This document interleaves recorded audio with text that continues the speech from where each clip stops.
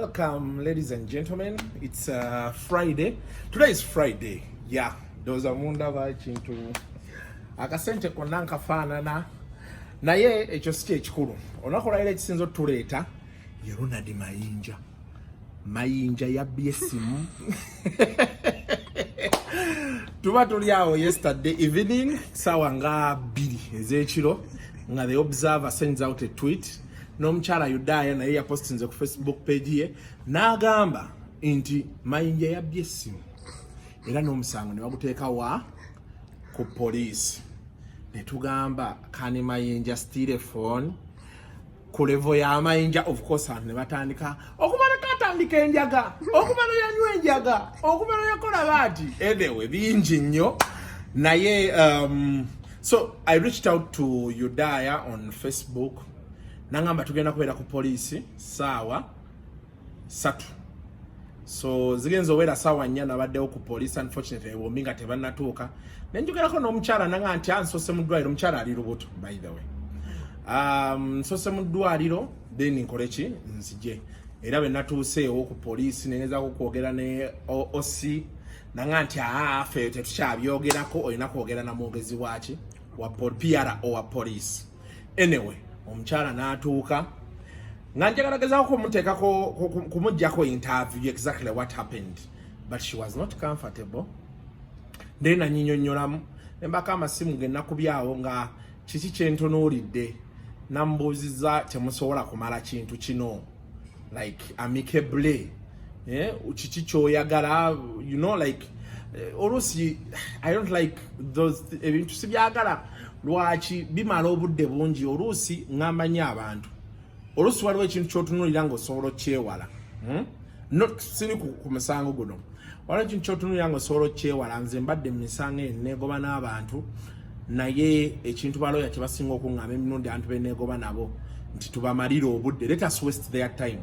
So kati nkiringa bola bano bebakwata aba politics pressure togifiiringa gwali eno ogamba bamutadde okay bamutadde naye ali ku bond I know reporting up CID every single 2 weeks. Now those 2 weeks osobola ogenda ku CID for example ekibuli n'ogenda ogenze kulaba guy ali in charge of the case n'otulawo olunaku lulamba nga talabise kyaliwe najja n'akusayiningira nti bond yo tugi extendize but you've killed a full day. Olusozeeyo ne baga nti ate kati twagana kukola bino ate byokoze juzi nadde nyogera n'omuko nayogera ne Antikaduuka leero then the next day mukubira ya let us link up tukole interview ate yakwata essimu nanga nti ate bamukimye neera ekiro ate mukumukima ate nga the next day right no labika mu court bwe batandika owulira omusango kati jjukire no public yo abanayogera tulina ekizibu kimu be bakuta bwe bati nga public yo chapter gikola ki ngejivaako. So oluusi lwaki ebintu ebyo sibyagala nnyo nti mubeera mukudde nodde eri kati ojja noga nti muli ku police wa muli mu kooti lwoyina interview ey'amaanyi ate lwoyina okugenda mu bino you know all those things. Sabolaba emirundi egisinga if it doesn't involve nze manyi okudiringa n'abantu traditionally spiritually but if it doesn't really involve waliwo ebintu ebimu byotera okugamba nti yeah the mistakes were done, can we find a way of shaking hands and solving this problem. So kinadengezaako kugamba omukyala nga naye ali willing okuki acceptinga naye nga agamba kimu ayagala essimu ye eri esooka. But anyway before we go there omukyala ne Mayinja bayogeddeko ku makya nga sinaba kutwalako story eri yennyini. This is what they had to say. Nasuze bulungi mpozi gwe ekirungi okuba nti wasuze bulungi kati ekisooka obanze kube bw'oba oyagala kuba sorry kakati Yudaya yonna ebyabadde osole naye kakati kyekugamba yes please ndowooza twalirowoozezza ku ssimu yaffe kubanga waliwo ekyaakugambidde nange obusubu bwankutte essimu yaffe nenyiritimatolinga naye kakati tulowooze ku kugizaawo tusinga ate zino sente z'eroya zino z'epoliisi biki n'okubeera nga tusasamaza amawulire. But why would you dismantle my phone? No, kakati kyenkusaba obutaddeeyo kubanga nawe wenyini wali okozeeko ekintu ng'onyiize. Sisobola kola kintu ng'ekyo nga nkikola muntu gwe mmanyi ate nga munnamawulire. Antuwuliriza Uganda, kakati awo nabadde nsaba tusooke tuveewo. Tunoonye solution y'abantu.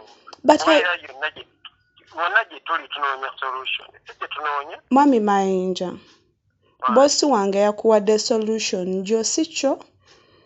Nagamba kwata essimu yange ogimpe, if you don't want the interview to deletinge interview yonna. Anti kakati kyenjagala okugamba nti essimu ye eri teriiwo, tufune essimu endala then period. But you wasted my time. No, time nkitegeeza. You wasted my time ate n'ogamba ne bakama bange. You listen. Wagambye bakama bange ekyasinze okunyiiza nti omenye essimu yange olw'okuba na trespassings ewuwo ate n'ekirala ate n'enkuba n'ebifaananyi abaana abo nga bali bwereere. Did I do that? Yes, I expected that. No, did I do that? I expected so. No, expected what? Nabakubyeko ebifaananyi? Yes, it's like I saw that. No. Did I take your children's photos? Chobombulina. It's like I saw you taking the photos. No, you saw me taking the photos where? Nge simu yange yabadde upside down nge kulina maaso. Where did I take the photos? Nga n'abaana bo babadde mu nnyumba mwana ki gwe nakubye ekifaananyi? No, the two came. The two who came? Newe bajjidde essimu yange yabadde recordinga. No, lwaki obeera ompaayiriza? That's what I expected. You expected why? Why would you expect ng'essimu eri wansi recordinga nakubisiza simu ki? No, but today we are going to Salama Police jangu onsangeyo. Tubimalira awo. Now, ndowooza kati awo olabyewo baayogedde ku makya kati ate bamaze okwogera kati ate goals ne zishiftinga. Anyway, nayogeddeko ne Mayinja namukubidde essimu nenjogera naye nannyonnyolako sayidi ye eya story n'amaliza nga ngambye nti essimu yagisudde mu nnyanja. Mu busuku bwamuyitiriddeko essimu n'agikola ki? N'agisula mu nnyanja. This is my conversation with Ronald Mayinja. Sina akantu akamenyese. Essimu n'eryanda ne lyonooneka mu butuufu ebeekoze eki? Ebeera efudde. Kaakati kyoyinza okuteekawo. Sayidi gye nawadde sendi ye era sinsobola okukuwa. Nti omuwala yalikodinze omuwalawo. Omuwala we yankubidde nti njagala interview. Namuyiweero kaamenze bulungi. Kaakati bw'ajja waka ne tubandika. Tuba twakatuula nga n'essimu naye nga eriko vidiyo ne audio kwe tukwatira. Kati muwala wange najja atubuuze nga mubuuze omugenyi. Bwe yabadde ajja gye tuli nga bw'ajja amufiriminga. Najja n'atubuuza. N'akyuka n'addayo. Era n'amufiriminga. Nimugamba saagala kukola ki? Abaana bano kukola ki? Kubafaamu. Nanga management kiine tujja kimala. Kati wayise akabanga katemi. Ne wajjawo muwala wange era omulala. Yabadde awaka. Ye n'atuleetera ebyokunywa. Ompulira? Kati era mukuleeta ebyokunywa era n'akola ekyo kimu n'amufiriminga. Era yabitadde awo kameza kutwatuugiza yabadde zo n'amufiriminga. Ne mugamba abaana bajjeemu. N'angamba kati tuba tukola tukwate interview. Bwe tumala interview tugenda kuddira ka vidiyo abaana tubajjeko then tusigaze ebyaki ebyaffe. Interview mwakutte interview mwade mukola ya video. ya video ne audio nga njogera naye nga tukwata ne video yes kakati nemuga kati no tujjemu abaana ba interview weteze ndo twalirimo kwa ya nina kulaba auditor wange nenjitwala kinene tugisa computer auditor na editing ambya yagala era ntubireka nemugamba nze bali tugenda kukijjira mu wano batusobola kutwalira saga otwalire mbana njagala byange nga byange kwa ya ekyo nsobola kikola nga ndine auditor nemuga kati nno ekyo tukisobola tudilitinga eno yonna tuddemu eyaffe nga tukuli baana nti tekisobola kuba ne auditor ninza obudde buyise neŋŋamba siri comfortable nakufulumya abaana kati awo nenfuna akasimu ke nentula mu mmotoka eyange mbenti mbikola ki ngezeeko bidilitinga kati awo mu kugezaako okubanga agira essimu y'emidilitingi eryanda lye nebimenyeka luno akantu akamenyese omutuufu kundiye nekola ki neyonooneka essimu ye nevuga kati we nafulumye yabadde n'essimu endala naye yo saagifuddeko kuba yo teyagirikodingisiza era yo nenjimulekera kati nankubira nemugamba ekituufu essimu yo badde njira naye yonoonese kyo njagala nkikubuulire simenye okoze eki kati awo saasuse kimugamba asanangamba essimu eruwa ningaha kati nesimu y'omukazi yonoonese ngenda bamugamba nti nemugamba eri wano kati weyazemu okwenamuga eki ekituufu essimu ye ekoze eki eyonoonese naye kakati ndowooza ku kya ssimu ndala kuba noonyeza bwe bajjamu bino ebintu bino binnema naye essimu emu kukikola eyonoonese kati awo nadduka n'agenda awo ku poliisi awo esaale ekungi awo n'ateekayo omusango kati amaani wange nankubira naŋŋamba poliisi bankubidde nemuga kankomewo ekiro bayankubidde kawungeezi naye kaakati kyoyinza okusaawo nze simina kumpaana ya muntu kweshoni yange yabadde y'abaana naye kati anti omuwala aŋŋambye omanye okuwamba amasimu poliisi awo bamugambye esigo egusoose ng'owamba amasimu mbaddeko naye awo naye kasuku omuwala oyo yali andabyeko yali atuddeko nange naye bamugambye bugambi bugambi naye ate omuwala ŋŋambye nti eyo si ye interview gy'asoose okukola naawe so era tabehaving like that kuba yakolako nange interview ku kalenda kati simanyi oba ewaka yabadde alina other stories zeyewulirira kubanga olulala twakwatiranga kalenda and yafocusinganga ku main issue ate ne bwe yakwatangamu abalala ab'okalenda baabanga abantu bakulu nga sifaayo twali twabeeranga oba njiyite woteeri bakubbaala kitegedde so ng'ayita n'abalala naye kati kino ekyeka nalowooza nti akitegeera era tetulina mpalananga kyo naye kati ekyokuteekamu abaana ekyo kyabadde tekyangendedde bulungi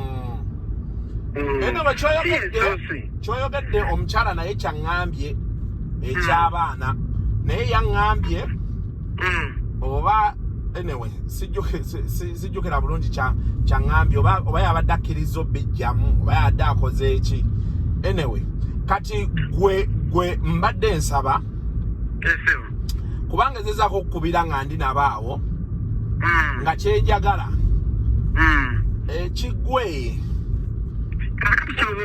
omanyi nze ndi w'amawulire mayinja okuba nabo kirungi bweba oyingidde mu kintu kino funa ye kati ye excitement yogamba tukuŋŋanye bannamawulire tugende ku poliisi ekyo tuba tujjamu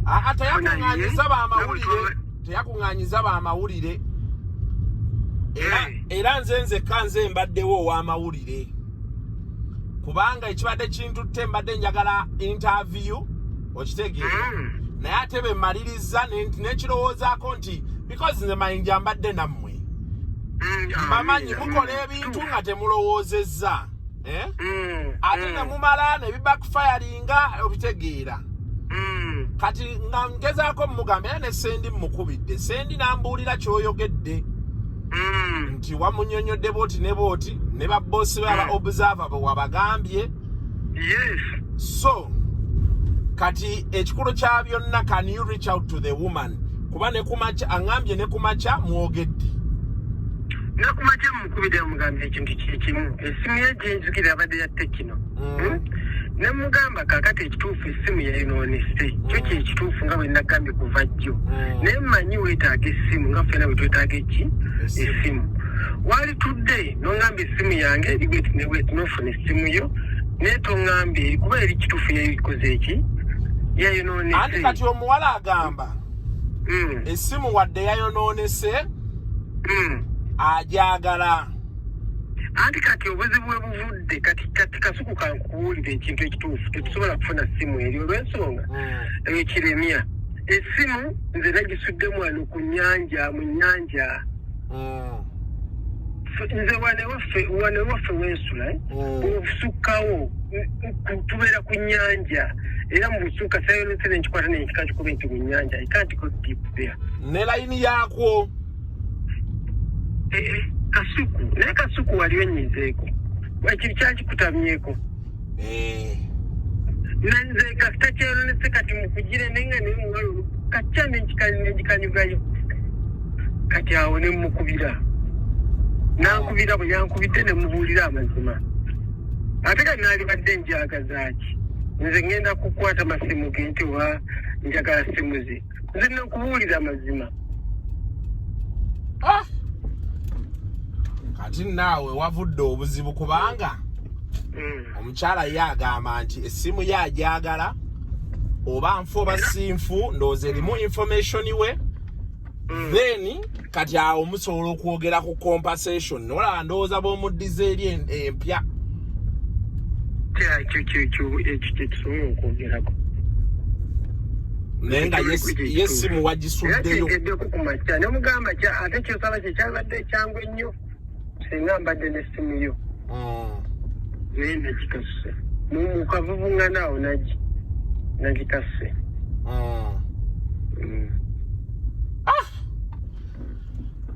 Baba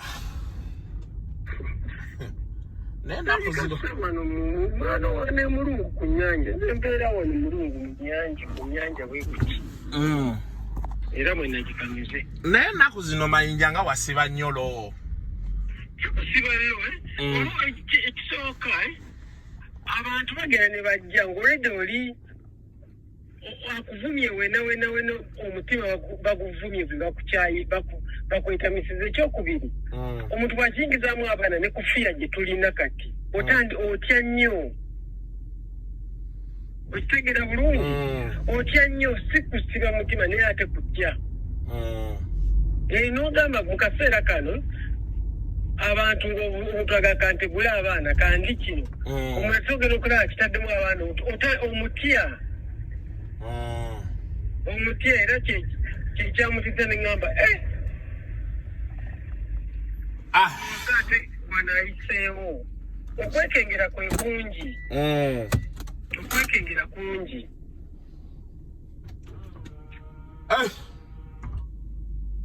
kati ngenda kwogeramuko naye kuba babadde bagenze Katwe. Kati nze kubanga era kyonna kye kyetololera bw'ati manya ayagala simu ye kati ensonga bwekyali yayagala eri yennyini etaliiwo kati kumukkiriza afune endala then tuddemu tutambule kuba simu ye era n'omubbi asobola ogibba.